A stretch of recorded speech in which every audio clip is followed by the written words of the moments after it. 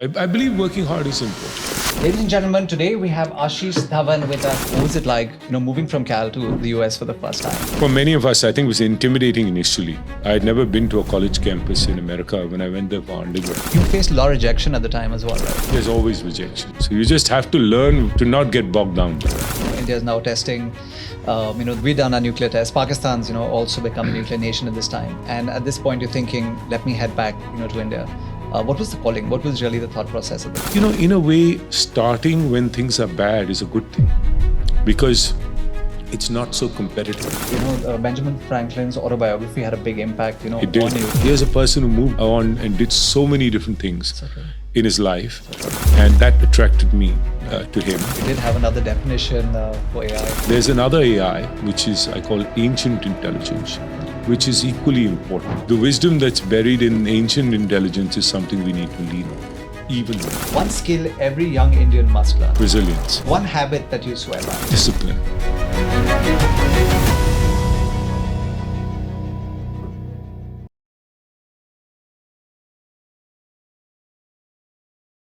You've probably heard of a firm called ChrysCap. Back in the day, founded by a gentleman who I have in the room with me today. You probably, if you haven't been living under a rock, you have heard of Ashoka University, an institution which is revolutionizing liberal arts education and more. And if you haven't heard of the Convergence Foundation, well, you probably will. Ladies and gentlemen, today we have Ashish Dhawan with us on Let's Chat with GB. Ashish, welcome, and so good to have you on the podcast. Thank you. It's a real pleasure. And of course, I did listen to you at the Thai Global Summit. And, listening to you for those 40 minutes, I said, we have to have you here. So thank you so much, of course, for making the time. And it is an honor to have you here today. My pleasure. So a lot's been spoken, about your ventures. But I thought let's take a step back and start, even earlier. Let's go back to the Calcutta days. And, growing up in Calcutta, and of course, a place that's very close to my heart. I was born in Calcutta, as Sure. well. Yeah. But what was it like, when you were at Xavier's, St. James? What was early life in Calcutta like for you? Like for most of us who grew up in that era, it was a very peaceful, quiet life relative to life today. Sure. No technology, Right. hardly any TV, lots of friends, lots of sports. I lived in a building, so I enjoyed building life. Right. I would go to school, come back at 3:30. At 4 o'clock, I'd go down to play till 6 o'clock. Yeah. And then studied afterwards. And then we finally got a badminton court that was floodlit, so we could go play at night as well. All right. So there was no devices, none of that, no distractions in that sense. Right. It was basically friends, sports, Love it. and academics, and then family time. Right. And Calcutta was a lovely place. It had a nice culture, soft, wasn't a rough culture. Right.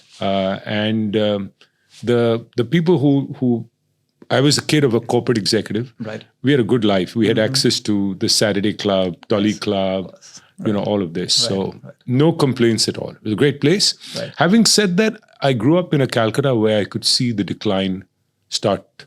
The economy was headed south. Agreed. The communists had taken over. Yeah. And so at that level, it was very sad in that companies were leaving, business people were leaving. Correct. Even though we were living in this bubble. Right. And we were enjoying our life. Yeah. Yeah. And in a way, Calcutta, at least in those circles, remains in that bubble. You still have, even today when you go back to Cal at the Tolly or the Royal, the Saturday Club, you still have, a similar culture that has kind of, persisted over all those years from way back then as well. Yeah, but then it was still Delhi and Bombay and Bangalore weren't so far ahead of Calcutta because Calcutta had been the preeminent city. Right. Now the difference is so stark. It almost feels like those people are in a time warp and we've moved ahead. For sure. Yeah. You still go back and visit? Only occasionally. I have families here. Right. Most of friends from school, etc., out of Calcutta. Right. Got that.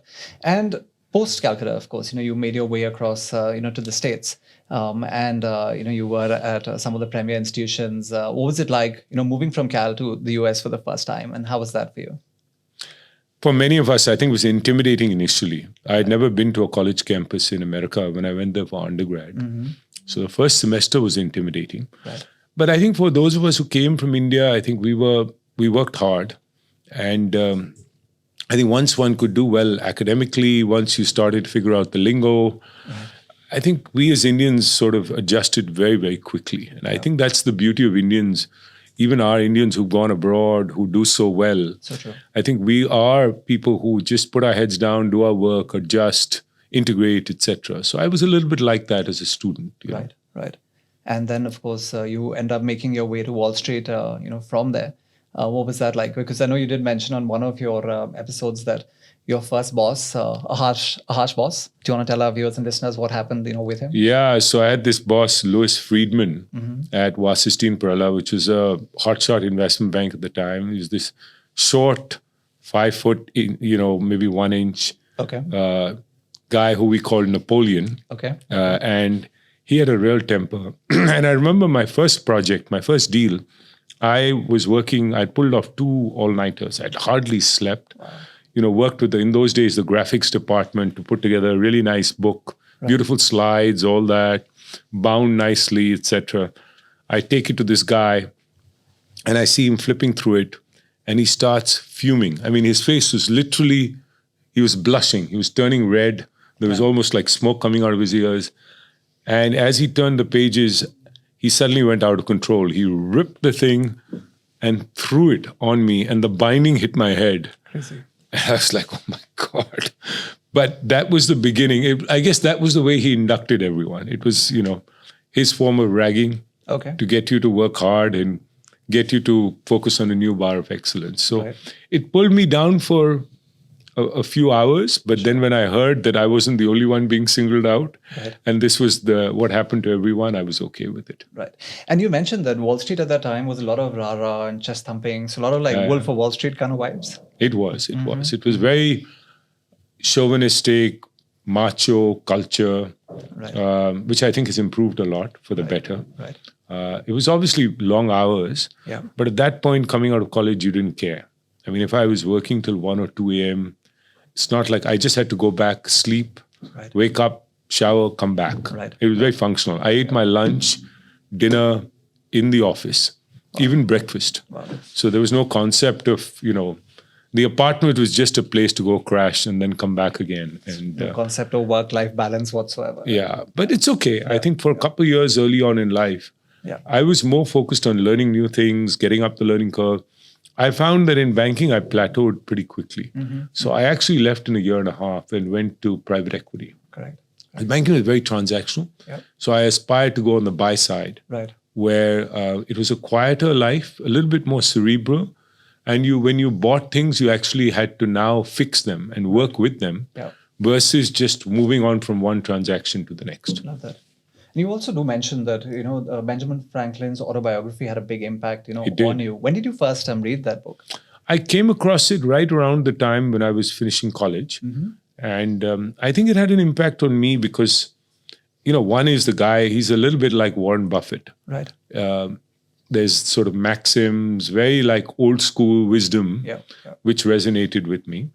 Second is, here's a person who moved around and did so many different things in his life. And that attracted me to him. He wasn't, I'd been to a liberal arts, I went to Yale, where I liked the idea of not studying one thing, but actually being exposed to lots of different things. So I could see that in the man. His career was like a liberal arts career, almost. He'd done everything from science to philosophy to starting a university, running a printing press, et cetera, et cetera. So it's fascinating. And then the discipline, behind it all was wake up at a certain hour, real discipline. Because the only way you can get things done, you can have lots of ideas, but you can't be the founder of University of Pennsylvania. You can't invent the lightning rod. You can't run a successful print. You can't write the almanac, Poor Richard's Almanac. If you're a lazy guy, you have to be like really industrious and disciplined to make it happen. And so those were my takeaways. Right? So and an impact on the right? So really hardworking, really disciplined, and yet multiple interests. I think that's what sort of captivated me. Yeah. And the amazing part is like so much of what, he said even way back then or wrote way back then is still applicable even today. Of course. Things where I do recall reading this again ages ago where it said, build networks without ever having to need them, but just, have those networks in place. It talks about how, old school grind, just cannot be beaten. I mean, these are lessons that are pertinent even today. Like we're talking about 250 years down the line and right? And still very much in play as well. Yeah, I sometimes pick up Poor Richard's Almanac. And when I read it, there's lots of lessons. It's like Charlie Munger and Warren Buffett. I mean, you can read what timeless they said classics. 50 years ago, but they're timeless classics. It's just wisdom of the ages. So true. Yeah. And you obviously still imbibe a lot of that, right? In terms of the discipline and all of those things. I'm sure those are very much a part of your life as well. Yeah, very much so. Yeah. I'm generally an early riser. I, have a habit. I go to the gym. But then after that, I'm quite scheduled after that. And, Right. Yeah. So I believe working hard is important. 100%. Yeah. I would agree completely. Yeah.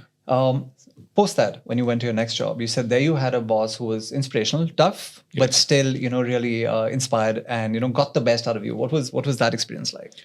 A very different style of management, which actually resonated with me. So somebody who was... had lots of interests. So I liked that. Right. He was a person who loved the mountains, loved India, loved Buddhism. So he was not just a businessman. He was a businessman, but with wide interests. Right. Someone who took a liking to me early on and was patient and was just a wise person. Almost felt like a grandfather that I was speaking to. Nice. And just gave me a lot of opportunity. And from that, I learned that I work with a lot of young people and stuff that, nurturing them, you challenge them, but nurture them. There's no reason to beat them up is very important. So my first boss was not my role model. Right. George McCown, my second boss, was really my role model. Nice. And is that this time when you then figured that, let's look back towards India and potentially look at, coming back over here? Now, this is a time where the Asian financial crisis has just happened. Yeah. India is now testing, we've done a nuclear test. Pakistan's, also become a nuclear nation at this time. And at this point, you're thinking, let me head back, to India. What was the calling? What was really the thought process at the time? Yeah. So in between, I went to business school. And there I had a lot of time to think about what I wanted to do. Right. And I was pretty clear that I wanted to be an entrepreneur at age 30 and that I wanted to come back to India. Right. I had obviously been coming back to see my family, but even when I was at business school, I did 2 or 3 field studies that were India related. Right. So I decided that, at literally the day the month I turned 30, I quit. I was at Goldman Sachs and decided to move back. It was a difficult moment to start a fund for the reasons you said, the Asian financial crisis, the nuclear tests, all that. Right. But, in a way, starting when things are bad is a good thing because it's not so competitive. Right. And the biggest challenge in those days was raising the money. If you could actually get a fund up and running, you'd have good opportunity. Right. So I was somehow successful, managed to pull it off.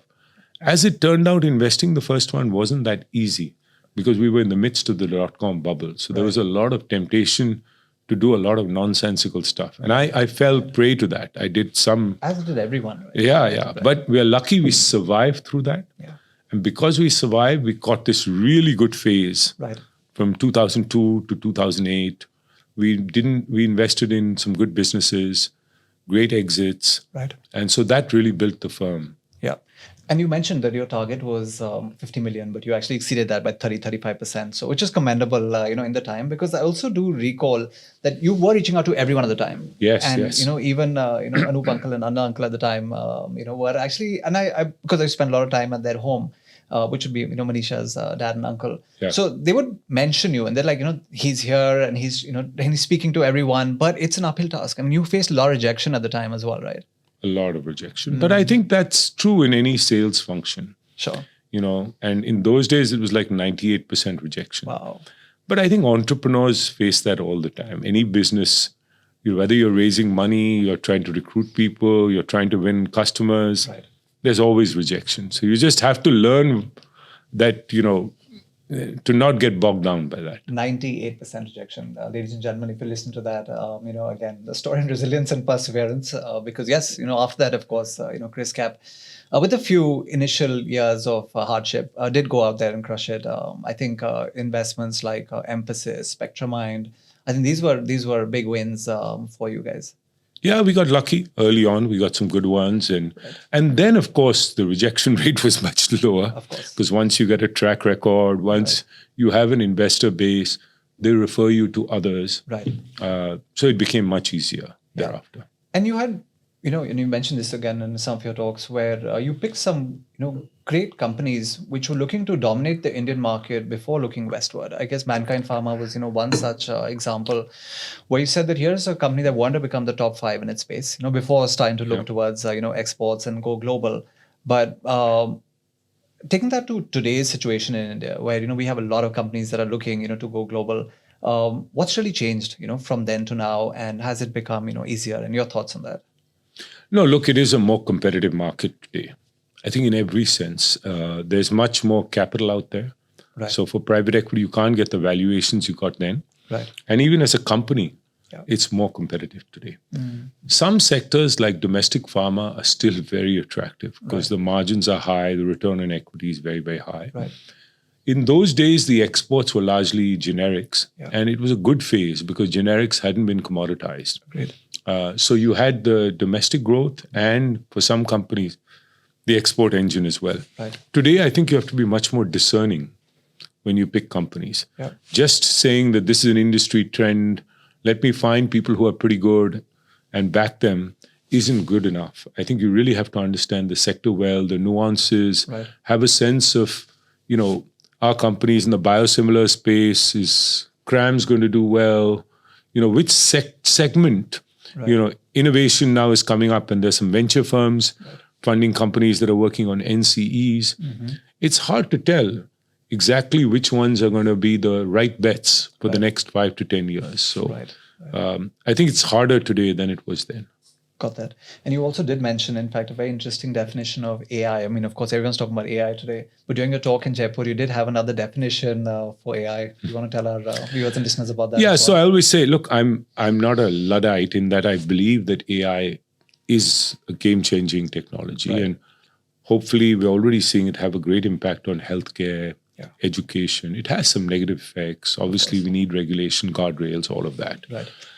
But I do think we, in this era of being immersed in technology, there's another AI, which is, I call ancient intelligence, which is equally important. In fact, our humanity, how we deal with ourselves, whether it's through meditation, whether it's through reflection, that's very, very important because it's easy in a world of technology to get sort of sucked in and almost lose your humanity. What makes you human. So I think the wisdom that's buried in ancient intelligence is something we need to lean on even more. Very relevant, I think, for today's time. Yes. I think so. Yes. Yeah. And we're seeing a lot of people going back to finding their roots and going back in history and bringing a lot of that culture to the forefront again.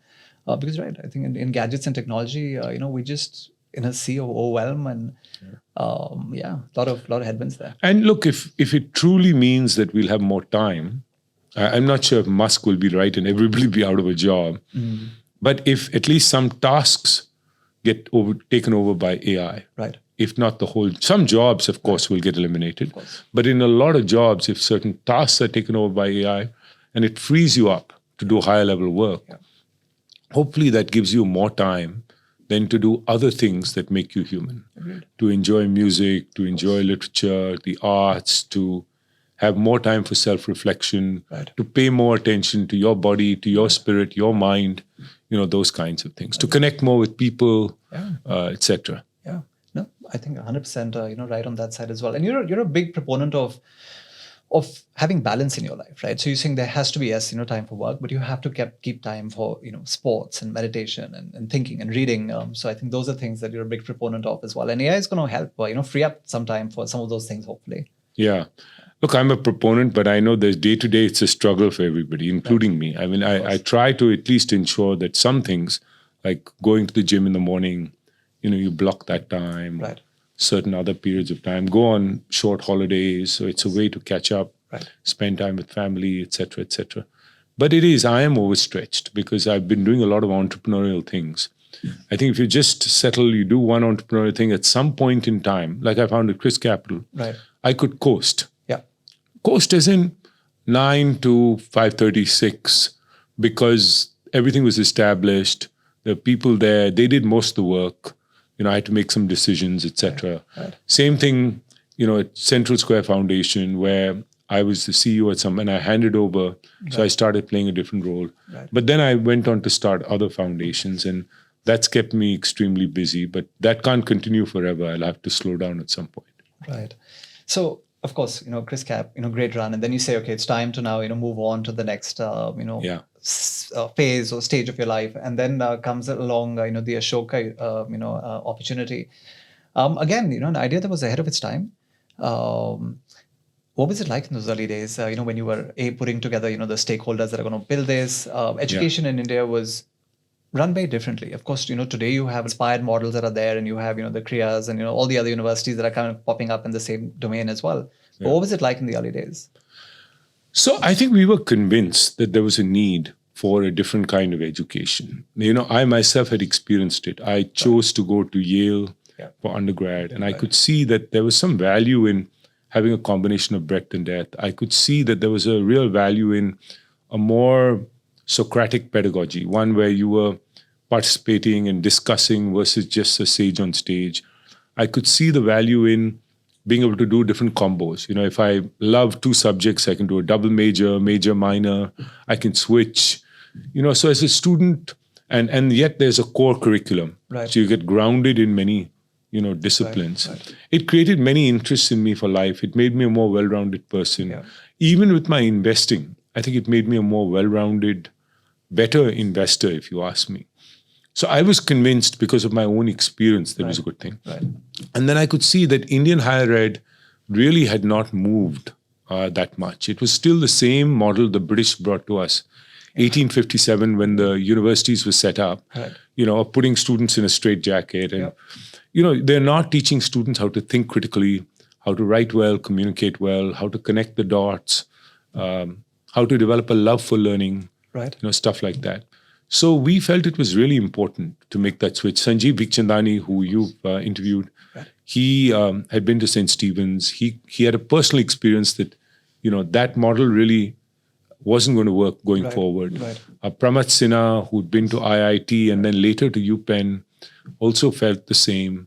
And there were many others who came together. Right. So I think in the early days, whilst we were personally convinced, we still didn't know for sure whether the market was ready for it. Agreed. So when we actually went out there and started, we were worried that parents would say, "Ye sab to theek hai," but at the end of the day, beta engineering karo, ya beti aap doctor bano, ya whatever. Right. So there was still that fear that is it too radical for the market? Yeah.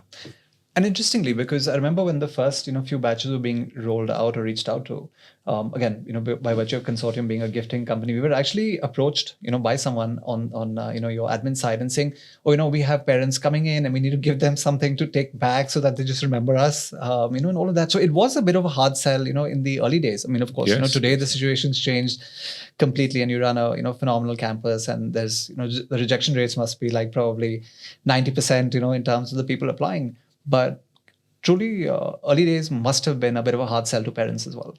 It was. I think especially the kids were very excited when they heard about the value proposition. Kids, fundamentally, they're not sure, honestly. Right. They want choice. Yeah. They sometimes love 2 or 3 things. So they like this idea. Yeah. The parents were the wet blanket. So convincing them, and, they are key decision makers when it comes, at least at the undergraduate level. At the master's level, it's very different. So yes, many of us had to personally speak with parents. Right. And I give a lot of credit to the parents from the first batch, because it was a leap of faith that they made. Yeah. To send your son or daughter to a university that's completely untested. Okay. You have no idea what's inside the box. You have no idea what your child is going to do coming out.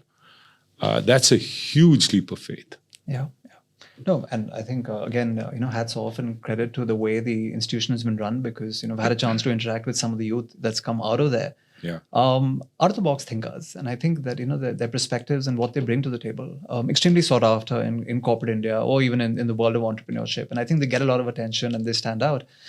And yeah, again, which is, I think, testament. Yeah, very proud of the alum. We now have about 6,000 alumni there, mostly in India, which I'm very happy about.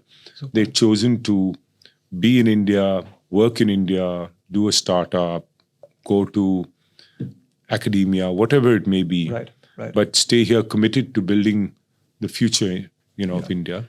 And of course, some percentage go abroad. Of course. But many of those who go abroad, often for graduate studies, find their way back, either immediately or after a few years. So I think the good thing about getting an undergraduate education in India, and with all the opportunities we have today in India, is they are almost guaranteed to come back to India at some point in their lives. So true.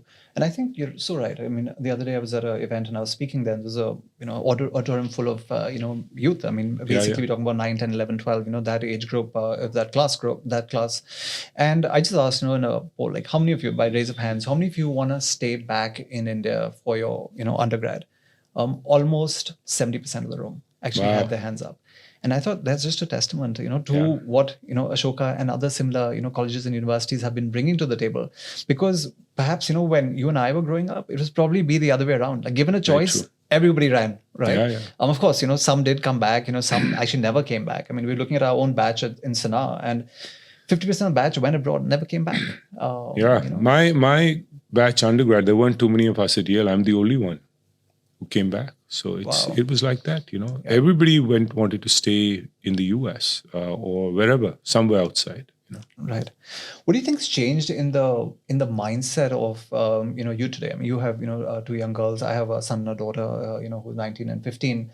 What has changed in terms of the mindset and makeup of kids today? What is different than maybe 10, 15, 20 years ago? What are you seeing from personal experience? So I think one is they are definitely they feel that India has a lot of potential. Yeah.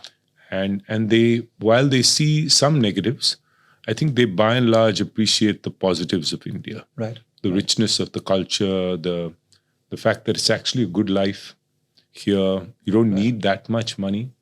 I mean, earlier we always were attracted by the dollar salary. But the truth is the dollar salary also puts you on the dollar treadmill.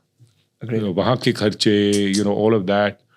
Whereas here, with even a third of the salary, you can live a very, very good life, a nice life. The warmth you have in India, relationships. I think the US still feels a little transactional. And I think the kids at that young age, I didn't give 2 hoots about that. Right. I actually thought that working in America was a better thing. Right. I think the kids are more discerning today. Yeah. They see much greater potential, not just economic potential, but even in terms of the personal relationships, a place they want to be in, etc. And then there's a greater desire to serve, I think, also. 100%. I only realized it a little later. Early on in life, I was very focused on just making money and earning as much as possible. Yeah. And it's only when a little later I said, I really want to do something that's important for the country. Right. So true. I think our parents' generation, I think, they came from a space of lack. I think there was a lot of desperation that was really there. Our generation, I think we were transitioning towards, the aspirational side, of things. But I think youth today, they're slightly more chill, but you're right. It's about, also giving back. I mean, sometimes kids as young as, 20, 21, 22 have already started thinking legacy, which is insane because, I mean, that's, something that will come to most people maybe in their late 30s and 40s. So, no, and also today there are so many jobs, I mean, today I run many foundations. Right. We pay reasonably well for young people. Sure. And we get really talented students or people who are graduating coming in. Right. And, people out of the IITs or the Ashokas or Stevens or SRCC wouldn't think of taking up such jobs. Or these jobs weren't available, let's put it this way, 15 or 20 years ago. Yeah. So I think students also have lots of opportunities today. If you really want to work in a think tank, you can do it. If you really want to work on something very interesting in EdTech, you can do it today. Agreed. No doubt. So Ashish, let's do a bit of a rapid fire. Sure. So the first word sentence that comes to your mind, and of course at the end of all of this, there has to be a goodie hamper. But sure. Let me go ahead and just run this by you. So early riser or night owl? Which one is it for you? Early riser and night owl, both. Okay. Night owl when you're out partying a bit. Yeah. Because you did mention that you do like to let your hair down once in a while. Yeah. One habit that you swear by? Discipline. Awesome. A book that influenced you most, apart from Benjamin Franklin's autobiography? Mahatma Gandhi's Experiments with Truth. Love that. One Indian entrepreneur that you really admire? Sunil Mitra. Okay. One global leader that you really admire. Warren Buffett. Okay. Investment decisions, was it more driven by instinct or data? I think data. Okay. Yeah, definitely thought a lot, but there's some level of instinct as well after you analyze the data. Got it. First job memory in one word. Tough. Okay. Money or impact? As a 20-year-old, what were you thinking? Money. Okay. One skill every young Indian must learn. Resilience. Yeah. India's biggest opportunity today. I think it's economic growth. Yeah.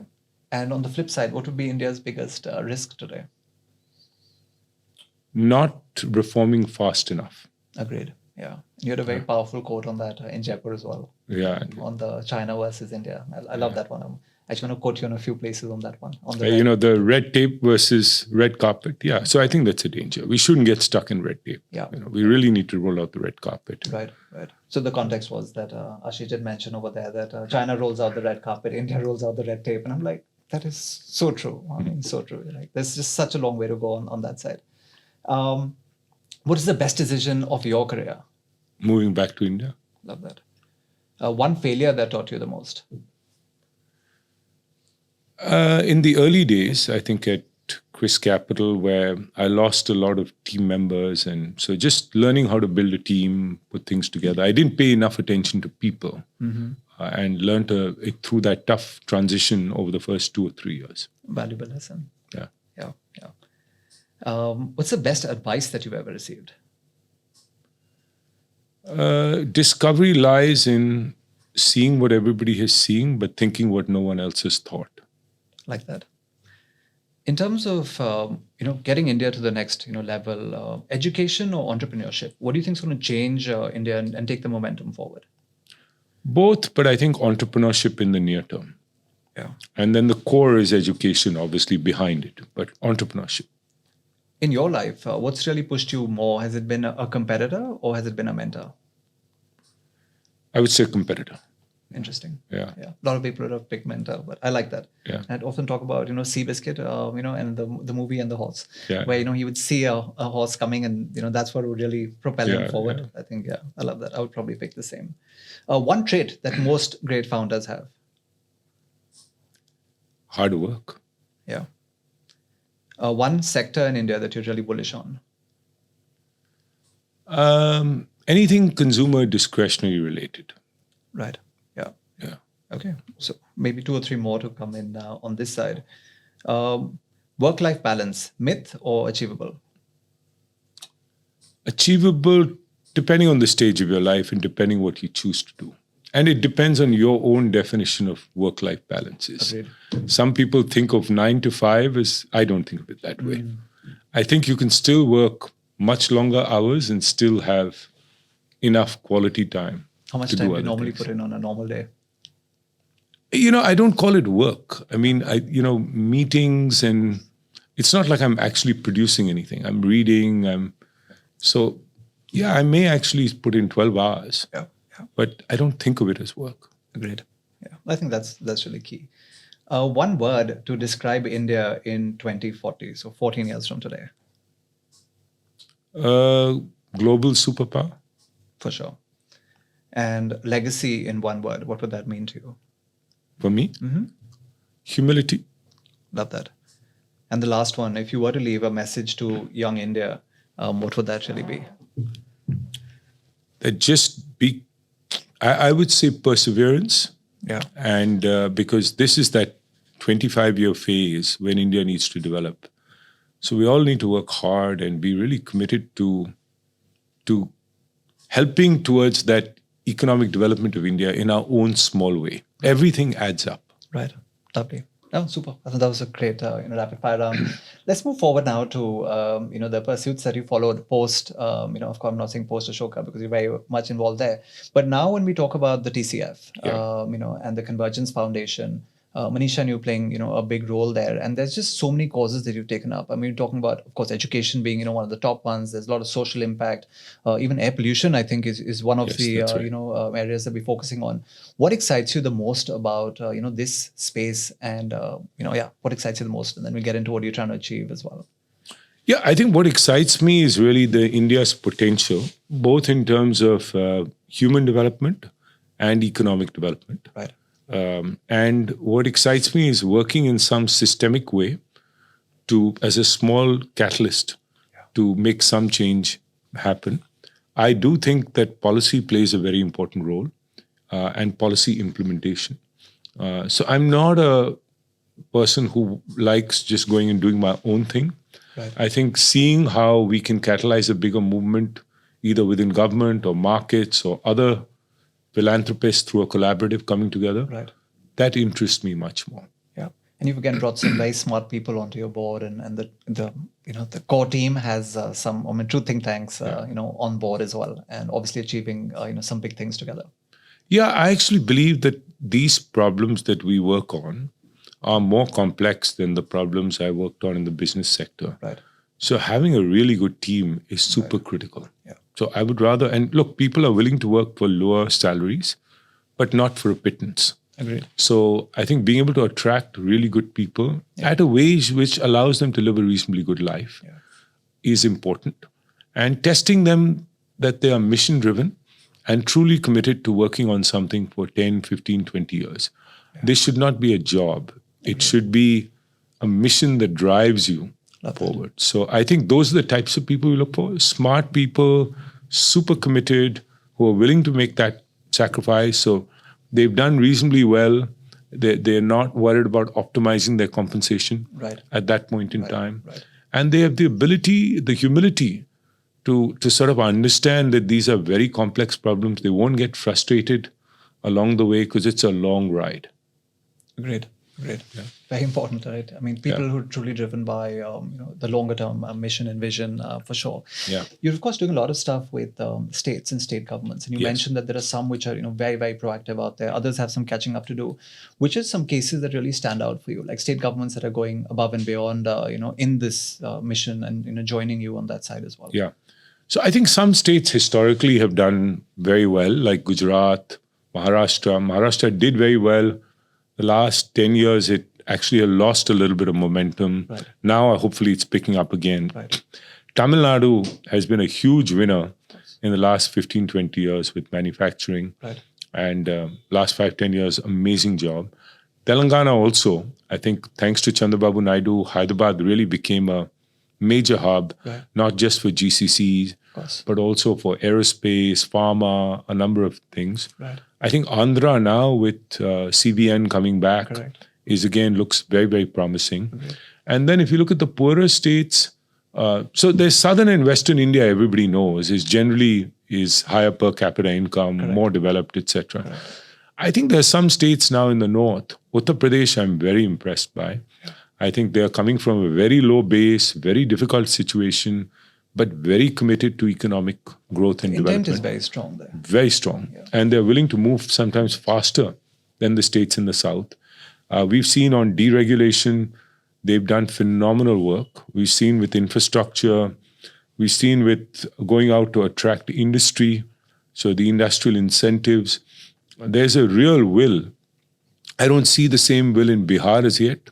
Sure. I hope it changes. Bengal, I told you, has only declined on a relative basis.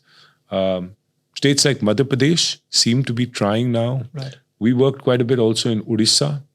Again, a coastal state with a lot of potential. Right. Again, it seems to be really making an attempt to. So I think it's a mixed bag in India, but there are the usual suspects who are already doing well. Correct. There are some unusual suspects who are breaking out now and then there are some who are still asleep at the switch. Yeah. And hopefully they'll get woken up when they see others around them start to take off. Agreed. But I think you're right. I think UP, has really been the dark horse. I mean, when we came, to Noida now 20 years ago. I mean, everyone laughed, that why are you leaving, Delhi and coming here? And today everyone's like, oh my God, we could have never expected, UP to come to where it is today. And the momentum that continues to, gain. I think some of it, like the development of Noida, was a spillover from Delhi. Sure. So the fact that Noida was well planned, I think really benefited, and then Greater Noida. Right. But I think what's impressive now is that the other parts of UP also, sure. Because of the connectivity now, we're starting to see central UP, eastern UP, the Bundelkhand area. Yeah. I mean, it's still early days, but at least we start to see investment even go into those. Earlier, they were just the badlands. People worried about law and order, even in this part of UP, in Noida. And in that part of UP, nobody wanted to go. Yeah. So I think there's a big change in Uttar Pradesh. Great. Okay. Yeah. And let's talk about, you refer to the word pedagogy a lot, yes. And I think a lot of people might need a little more explanation in terms of, what that would really mean to you. Yeah. Okay. And how does that really come into the philosophy of, the work that you're doing right now as well? No, so we work on foundational literacy and numeracy through an organization called Central Square Foundation. Right. There's also an org called Rocket Learning that works on early childhood education, so the Anganwadi system. Right. I think both of these orgs, and then there are others, Learning Language Foundation, Madhi, etc., all doing great work, working systemically with government. Obviously, orgs like Pratham had started doing this work 30 years ago. Right. And so I think what it means to me is how do we get, because at the end of the day, nothing will change unless the teacher starts teaching differently. So true. Right? So true. So that's what we want. And I think what we're very focused on is how can you give her the right tools in terms of a teacher guide, in terms of the right teaching learning material. How can she be trained to use that well? How can she teach sort of differently in a way where she can segment the class a little bit better, sort of teaching at the right level? How can she do a formative assessment every week and be guided by that in terms of what children have learned, haven't learned? Right. And how can she get some feedback from a coach who comes to visit every once in a while and observes, because it's a very lonely job otherwise. So I think it's all about getting the teacher to teach better, and engaging the student more, so that it's a more authentic learning transaction between the teacher and the student. Awesome. Yeah, so relevant, right? And you had a piece in the Hindu, I think it was just maybe yesterday, where you'd also done a comparison between China and India, and saying how India starts out right, in the primary education space, but then along the way, we just start losing a lot of people, and there's a lot of reform that's really needed there. Thoughts on that? Yeah, so, I think that China, Vietnam, these communist countries definitely prioritize basic education very early on because they believed in equality. Right. So they wanted to give everyone equal opportunity. India, for whatever reason, focused on temples of excellence, the IITs, IIMs, etc. Those were good decisions, but we ignored basic education. And so we have a lopsided system today where half our children, or more than half, fall behind by the end of primary school. Right. They fall behind. Now, there are many issues. One is, of course, getting the teachers to teach better, but there are also some structural problems. Like we have very small schools. Many of the schools have 5 grades, but 2 teachers or 3 teachers, or even a single teacher. Right. So very small schools. In China, to cover the whole country, which is 3 times the physical size of India, and a student population that's slightly smaller than India, there are 300,000 schools. India has 1.5 million schools. That 1.5 needs to come down by more than half over time. We need more integrated schools, schools that go from K through 12, that are larger, where you have a school principal, and better governance, and proper playground, library, science infrastructure. What a good CBSE school would have, we need in the government system as well. The Delhi system comes closest, and then schools like the Navodaya Vidyalayas, the Kendriya Vidyalayas, some model schools in some states. But we need to move towards more integrated schools and larger schools in India. And that's a systemic change over the next 10, 15 years. And schools should also start with a Balvatika. Our government schools start with first grade versus a KG section. Actually, private schools start with junior KG. They do. So that is a change. We need to reform our board exam. our board exam perpetuates rote. And it cascades down from secondary school down to middle school also. So there needs to be board exam reform. Right. So the teacher education in India is completely broken. 15,000 teacher education institutes. They give you a thappa degree. You don't learn anything. No. You can buy your degree. So this is very tragic. We really need to reform this space. I went to China to see their teacher education universities. They're called normal universities. All of China just has 100 such universities. And they're very impressive. Right. So they get people who genuinely want to become teachers. Right. And those people spend 4 years learning the subject, but also learning pedagogy, curriculum, assessment. And then they come out really well trained and really committed to serving children. You know, in our case, often these are rinky-dinky shops inside a building, a small hole in the wall, and basically run by some local politician who's just making money by giving you a degree but teaching you nothing. Agreed. So it's a travesty, and this has to be fixed. So these are some fundamental integrated schools, board exam reform, teacher education reform, integrating to Balvatika. These are structural reforms. Even our Anganwadi system, we spend only 3% of our education budget on the Anganwadi system. It needs to double to at least 6%. The recommendation is 10%.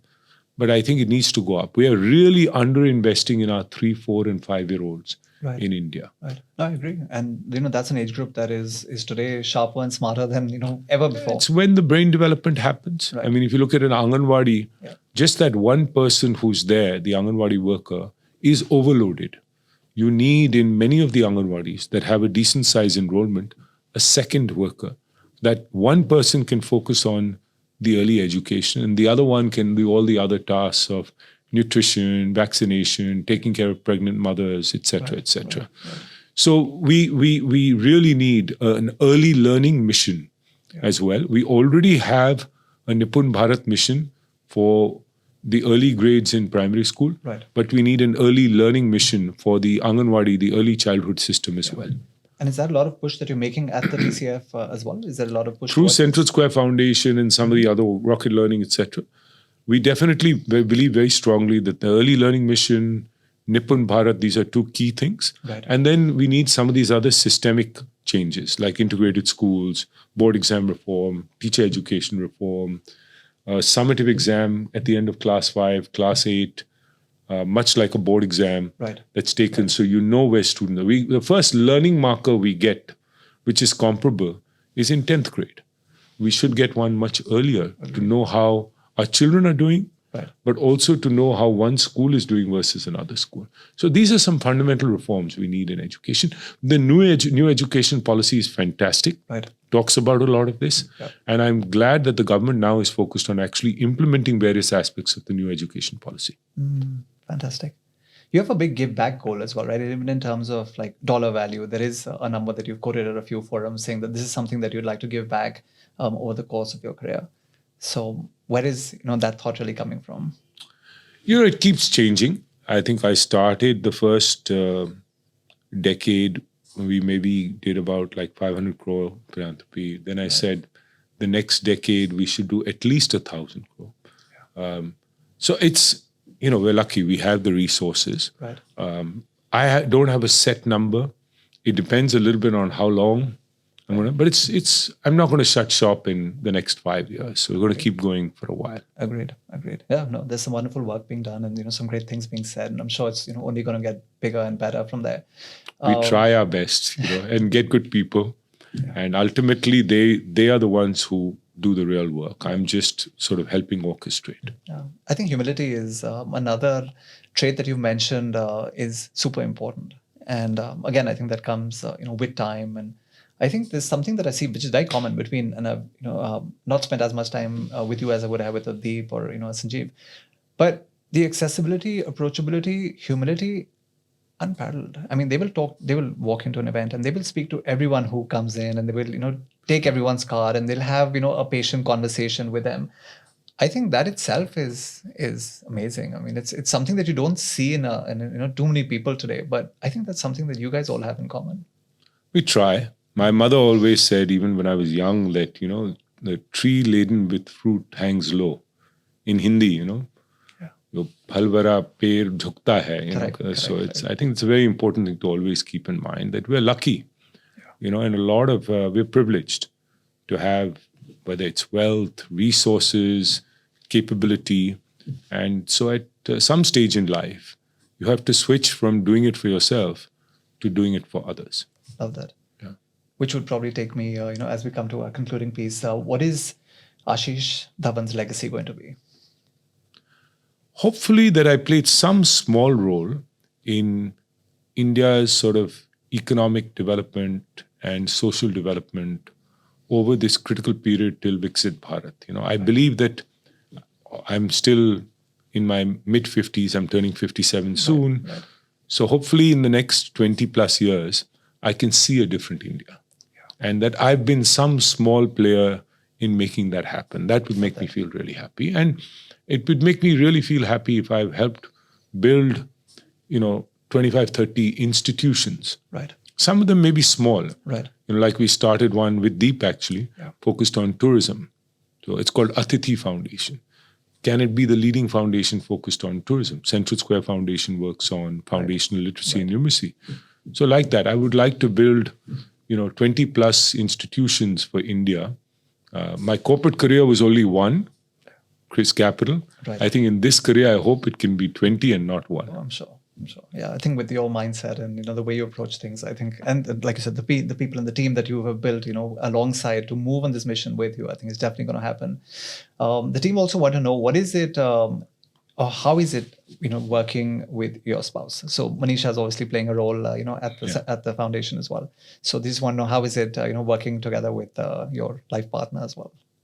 It's very good. I think that we have very different styles. So I'm more data, strategy, etc. I think Manisha brings a lot of heart to it. I sometimes can ignore, I want to get work done, I can be a little transactional. I think Manisha invests a lot of time in getting to know the people, both inside the org. I think she builds great relationships.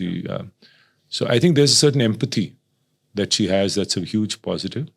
But she's also figured out her own body of work within the foundation. So I work a little bit more along with my colleagues on human capital education and economic growth. Right. Manisha works a little bit more on mental health, which is her area that she's interested in. She feels the big challenge and lots needs to be done there. Yes. And she's also very interested in the heritage space and is just starting to do work there. A lot of heritage, conservation. We have such a great culture. So if we can play some small role in preserving that, that would give us a lot of joy. Love that.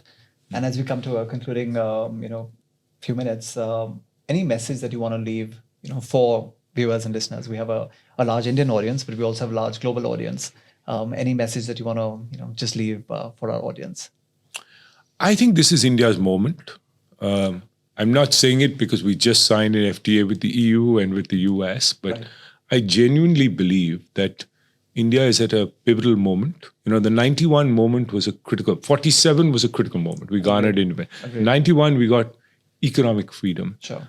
I think this is a moment where we are now getting the confidence to start to actually build our own products, start to export and become competitive. Right. We still had economic growth behind closed walls between 1991 and 2026. Sure. I think this phase will be different. It'll be India competing out in the world. Right. And India really rising the way China rose over the last 25 years. So that's really my strong belief. Yeah. And I think the world can participate in that. And India is an open country. It's easy to invest here. It's easy to work with Indians. It's easy to outsource to India. We want to learn from the rest of the world. So I think there's a lot of engagement between India and the rest of the world. 100% agree. Truly a great time, to be here. And I think you're right. I can observe, the positivity and, just that we can do it despite whatever you throw at us. I think that, for me is, one of the biggest revelations when I'm traveling and I'm speaking to people. I see a lot of despondency in Europe, maybe parts of Germany, the UK, even in the US. And, you're talking to the common man, like someone who's driving, an Uber or a cab. They're like, humne to ji galti kar di, yahan aa gaye, And when you talk to anyone over here, irrespective, I was in Goa at a speaking gig a few days ago, and I was telling him, I believe tourists aren't coming. He said, "Nahi ji, bahut aa rahe hain, mast hai, everything is good, nothing can ever take us down." So I just think that, that never say die and the attitude of positivity, I think that's going to take us a very long We have way. definitely have a lot of, we shouldn't get overconfident. We shouldn't get complacent. I think it's still a lot of hard work. It's not a given that we will get there. A lot of countries that got stuck in middle income trap. A lot of countries couldn't develop high-tech products. We've still not managed to transition people off the farm to the extent we should have. Great. So I don't want to sugarcoat it. I think we have a lot of problems. And it's going to mean that we need government, we need the private sector, we need the social sector. Everybody needs to pull their weight to move the country forward. Love that. Yeah. Thank you so much, for that. And of course, thank you. Since we did have the rapid fire, there is going to be a bit of a goodie bag. Nice. Thank you. So, in fact, I do know that you guys like to write a lot. So this is something from the Shantanu Nikhil collection. So something for Manisha as well. So there's matching pens from the Shantanu Nikhil collection. Beautiful. For the both of you. Thank you. And there was also a tie from Shantanu Nikhil. So for some of your formal dues. Also, like way back in the day, I actually created a game on the stock market. So I thought you might find that to be an interesting piece. Interesting. So I had the stock market game for you as well. And it doesn't stop, huh? The goodies keep coming. Yes, and there is one other interesting collateral that I've also created, and that's it's actually called the Scaling with GB Goal Planner, and it's very interesting where it goes in all areas of your life, from the work, the finance, the legacy, and all of that. So I think you might find that interesting as well. Super. Yeah, and just a small souvenir mug for you from the podcast. Just a coffee mug. It can be used as a beer mug as well. Of course. Of course. Okay. Good. Ashish, thanks so much. Thank you.